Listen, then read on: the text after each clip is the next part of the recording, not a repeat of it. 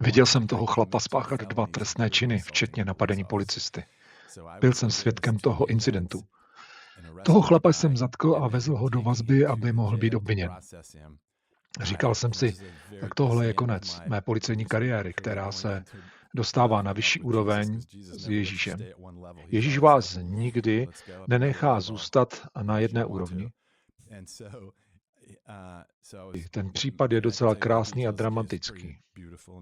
Já jsem toho chlapa vezl do vazby a Bůh se mnou mluvil ze zadního sedadla v mém duchu. A v té době jsem už nepochyboval o tom, co jsem slyšel. Věděl jsem, že už nemusím debatovat s Bohem, jestli jsi to ty, nebo jsem to já. Všechny tyhle věci jsou za mnou, protože prostě trénujete a cvičíte se, až ten hlas poznáte. Poznám ho, není to můj hlas, je jiný než můj a já to vím. Cokoliv Pán řekne, přináší život a vykoupení. To dělá i v těch nejhorších situacích a ten hlas v mé hlavě nebo v mé srdci, jakkoliv to popíšeme, říkal, zastav auto a nech toho chlapa jít a propust ho. A já jsem si říkal, Pane, vím, že jsi to ty, protože odkud se ten nápad vzal, nepochází od nepřítele ani z příručky pro personalisty. Neporušil bych zákon, ale má to spoustu důsledků, protože napadl policistu z jiné jednotky. Nezrušíš zatčení člověka, který napadl člena jiné jednotky, protože by to znamenalo, že by si vysloužil mezi svými kolegy dost špatnou pověst. Byl bych tak rychle propuštěn, vždyť ten člověk spáchal vloupání a pak napadl policistu.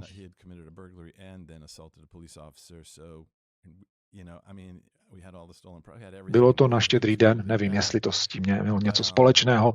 Měl jsem ho odvést na stanici toho policisty, kterého napadl, to bylo v 80. letech. A tam jsem ho měl vysadit, tak se to dělalo a on to věděl. Ten chlap, z kterého jsem zatkl, věděl, co mám v úmyslu. Tak se to dělá. Napadl jste policistu, to se nemá dělat. Odvezu vás na jeho stanici a oni vás, tak říkajíc, zpracují. A ten chlap vyrostl v té čtvrti, věděl, co se stane.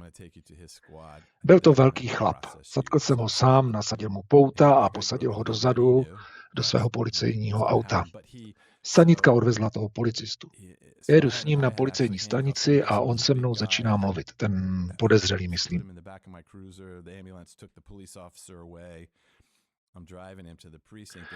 Když udeřil toho policistu, tak ho srazil do bezvědomí, protože byl tak velký chlap.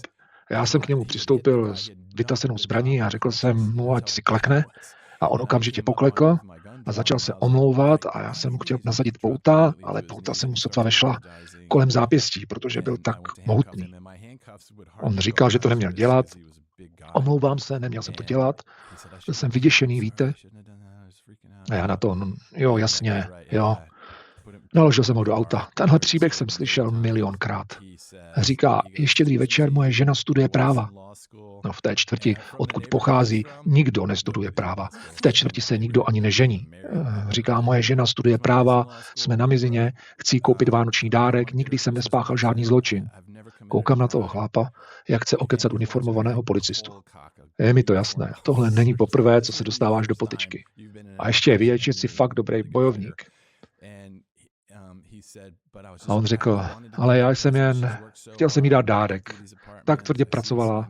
Procházel jsem kolem těch bytů, vidím posuvné skleněné dveře, jsou otevřené, jsou tam věci, které jsem prostě vzal. Myslel jsem, že víte, jak to chodí. Já jsem policista, jsem v opačném týmu, on je v druhém týmu. Je to zlý člověk, já jsem dobrý člověk, tohle je spravedlnost, takže smůla. Navíc nevěřím ničemu, co říkáš. A najednou mě napadne něco opravdu silného. Nech ho jít. Propust ho. Moje okamžitá reakce byla, že to nemůžu, že je to krásná myšlenka, ale nemůžu to udělat z mnoha důvodů. Přijdu o práci? Nemůžeš přeci propustit chlapa, který právě spáchal trestný čin napadení jiného policisty. Co když někomu ublíží? Za tyhle věci nesu odpovědnost. Nese za to odpovědnost policejního oddělení. Přijdeš o práci, ta jednotka s tebou už nikdy nebude mluvit.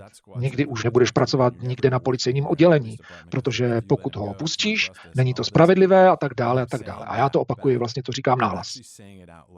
Ale věděl jsem, že mi to Pán přikázal a poslušnost je lepší než oběť. Poslušnost je naslouchat a jednat. Takový význam je v hebrejštině. Poslouchat a reagovat. To je poslušnost. Posloucháš a jednáš a je to větší než jakákoliv oběť, kterou kdy přineseš. Dělal, proč si to udělal, jak ten hlas zní. kde jsi to cítil ve svém těle, jako bych chtěl přesně vědět, jak jsem to udělal. No, tak jsem zastavil auto na kraji silnice a byl jsem naštvaný, byl jsem frustrovaný. A ten chlap na zadním sedadle se ptal, jsi v pořádku? A já jsem řekl, radši teď buď sticha, protože nechceš přerušit rozhovor, který se právě odehrává v mé hlavě. Je to pro tvé dobro. Máš právo mlčet. Řekl jsem, je ve tvém zájmu, aby ses do tohohle rozhovoru nepletl, protože tady nahoře máš advokáta, o kterém nemáš ani tušení. A on vlastně pochopil, co jsem tím myslel. A tak jsem přemýšlel sem a tam, věděl jsem, že pán mi říká, je tvoje kariéra důležitější než ten chlap na zadním sedadle? Je tvoje pozice, tvoje živobytí důležitější? Jsi důležitější než ten chlap na zadním sedadle? Protože jsi bílý a vyrostl si v této čtvrti a znáš Ježíše a on ne a tak dále. Jsi cennější než on a on porušil zákon a ty si zákon neporušil a spravedlnosti musí být učiněno zadost? A jsi opravdu rukou spravedlnosti? Nebo je důležitější jeho život?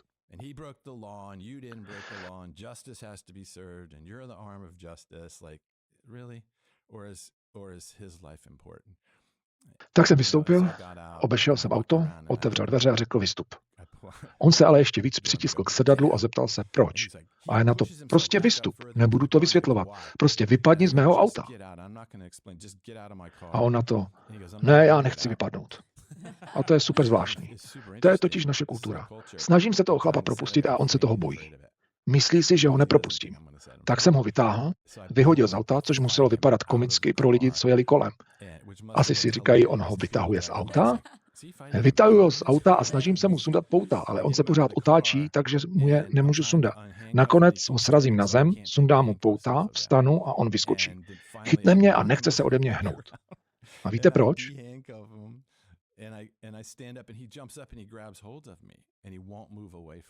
Víte, čeho se bojí? Bojí se, že ho zastřelím. Bojí se, že řeknu, že utekl a že ho zastřelím. Taková je naše kultura. Odstrčil jsem ho a on se obrátí a znovu mě obejme. Pro kolem jdoucí to muselo vypadat absurdně. A tak jsem ho nakonec odstrčil, rychle oběhl auto, naskočil a odjel. Nechal jsem ho tam stát na kraji silnice. V tu chvíli už o situaci věděli i ostatní členové jednotky. V tom druhém okrsku se shromáždili a čekali, až tam toho chlapa přivezu. Ale já se neukázal. Zavolali tedy mému kapitánovi. Já jsem přijel k nám, protože jsem mu musel říct, co jsem udělal. Je to taková těžká výzva, protože poslušnost neznamená jen slyšet, k čemu vás Bůh zve, ale pak to musíte vysvětlit lidem, kteří Boha neznají. To je mnohem těžší, než jen poslouchat svůj vnitřní hlas a dělat to, co Bůh říká.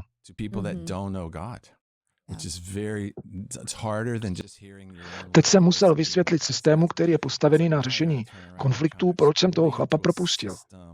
Tak jdu za svým kapitánem a on se ptá, kde je ten chlap? A já říkám, propustil jsem ho. A pak nastane ticho. Jakoby nemohl uvěřit, že jsem to právě řekl. Z právního hlediska to můžu udělat. Neporušil jsem zákon. Věděl jsem, že podle obecných rozkazů bych to mohl obejít, ale bylo to obrovské riziko. Můj kapitán, ten byl tak naštvaný. Nevěděl, co říct. Ale byl mým kapitánem už 5 let a tak mě viděl v akci. To je pro věřící důležité. Musíte si zasloužit důvěru.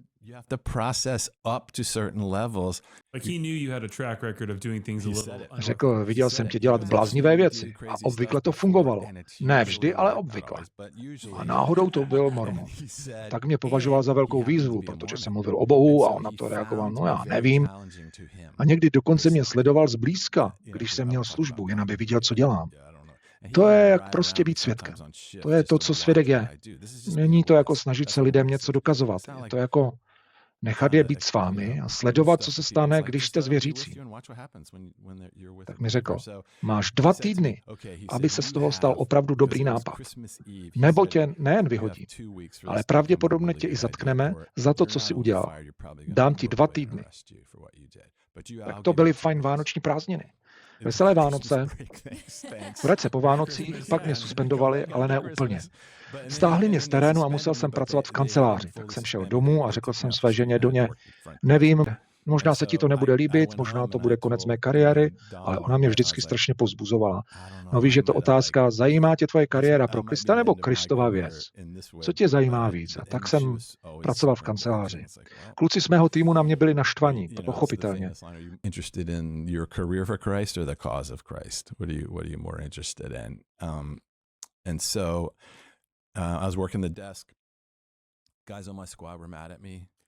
Doslechl ses něco o těch z jiného okrsku? Jo, slyšel jsem to.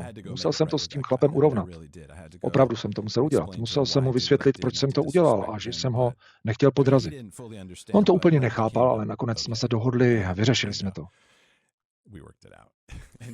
Potom jednou sedím u stolu, mám noční směnu, zazvoní telefon a přichází ke mně civilní zaměstnankyně. Říkal, hele, máš telefon, myslím, že je to pro tebe. A byl to ten chlap, kterého jsem propustil. A on říká, je to strážník Vin? A říkám, jo. A on, víte, kdo jsem? A já říkám, jo, vím, kdo jste. A on říká, jsem ten chlap, kterého jste propustil. Řekl jsem, vím, kdo jste. Kolik lidí si myslíte, že propouští? Nemusíte se mi představovat. Vím, kdo jste. Řekl, vím, že jste to udělal, protože si myslíš, že ti to řekl Bůh. A řekl, vážím si toho a chci ti to oplatit. A já odpověděl, nemusíš mi to oplácet. A on, ne, chci ti to oplatit. A řekl, že o půlnoci, druhou noc potom, o půlnoci přijede černé Porsche na křižovatku. Zastav ho, nech ho otevřít kufr. Trochu jakoby podplácel policajta. Make him open his trunk. And I'm like, já nemůžu, jsem suspendovaný, říkám. Řekl mi, ať seženu někoho jiného, kdo to udělá, tak jsem sehnal jednoho ze svých parťáků. Musel to udělat on, můj parťák, a já šel jenom s ním. A skutečně kolem půlnoci jsme hlídali tu křižovatku a přijelo černé Porsche a můj parťák ho zastavil. Donutil ho otevřít kufr a byla to obrovská zásilka s drogami. Myslím tím obrovský zátah na drogy. Tak jsme provedli zatčení a informovali protidrogové. Oni na to, jak jste se o tom autě dozvěděli. Jak to, že máte informátora? A kdo to je? A je na to, ne, je to jenom tip po telefonu. Pak mi ten chlap zavolal zpátky, řekl, vím, že jsi zastavil to auto. A já jsem řekl, jsme si kvit, teď jsme si úplně kvit. A on na to, ne, nejsme, řekl. Protože tady nejde o to, jestli jsme si kvit. Tady jde o Boha a mě. A řekl, chci napravit škody, které jsem způsobil komunitě, jejíž jsem součástí. A tak jsme spolu pracovali 1 rok, já a on, a udělali jsme spolu ty nejšílenější věci. A nikomu jsem o něm neřekl, kdo to byl a tak. Po 3 měsících protidrogové chtělo vědět, kdo je můj zdroj. FBI také chtělo vědět, kdo je zdroj, protože jsme rozbili hazardní klan a tak dále. Rozbíjeli jsme organizace, prováděli jsme zatýkání, takže i tady v DC jsme prováděli zatýkání. Od Bostonu po Miami. Já a on společně. On mě proslavil. Proslavil mě tenhle chlap, který v životě nespáchal žádný zločin. A jeho žena studovala opravdu práva na Harvardu. A všechno, co řekl, byla 100% pravda. Ale já jsem to málem minul kvůli tomu, jak se díváme na svět, i jako věřící se stále dívám na svět v kategorii dobrých a špatných lidí. A to je prostě špatné. A tak jsme spolu pracovali rok a my jsme se prostě měli rádi. Stali jsme se hodně blízcí a můj kapitán říkal, to byl skvělý nápad. To byl opravdu skvělý nápad.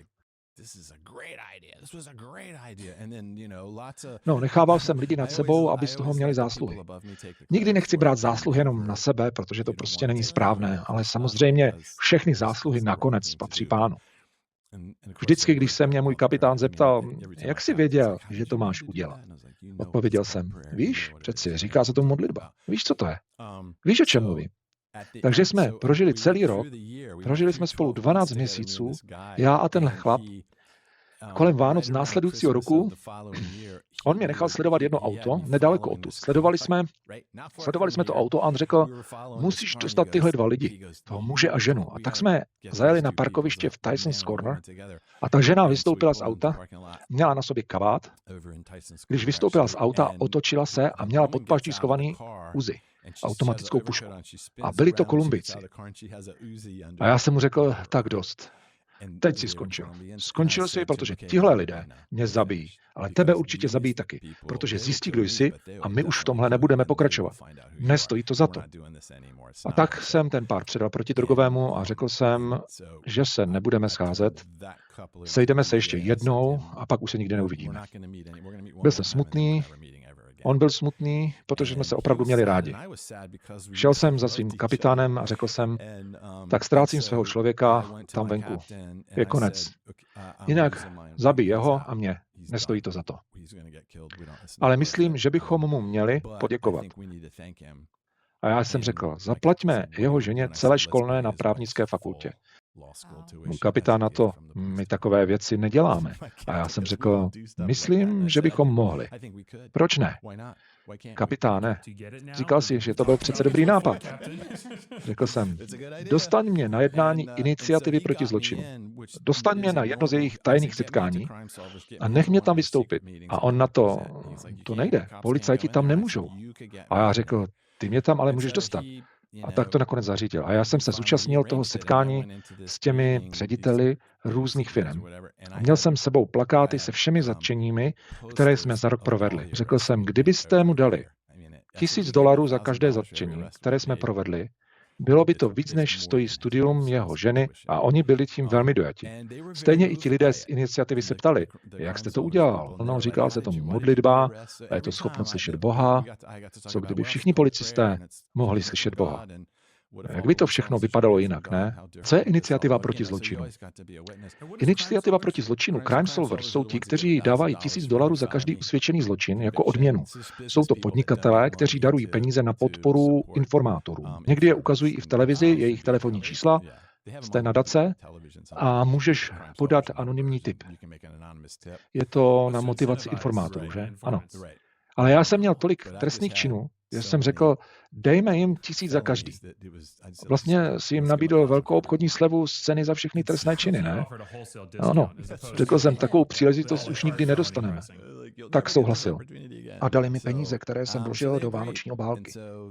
Byl to vlastně bankovní šek od iniciativy proti zločinu v obálce. Setkal jsem se s ním a řekl jsem, víš, moc rád jsem s tebou spolupracoval a jsem rád, že jsme se spotkali.